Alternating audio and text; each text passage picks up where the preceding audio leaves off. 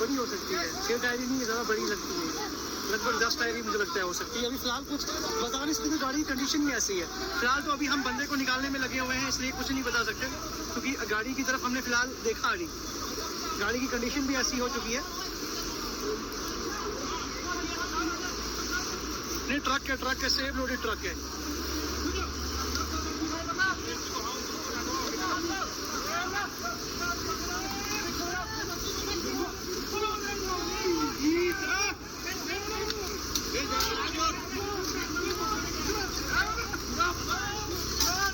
Sir load भी है ना इसके ऊपर अपना भी, क्या इसके ऊपर पैर भी पड़े हैं ना सारे अपने?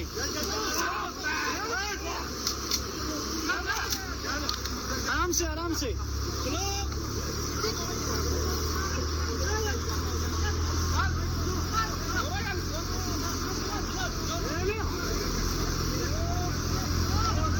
इसके अंदर नीचे फंसा हुआ है बंदा, ये देखिए।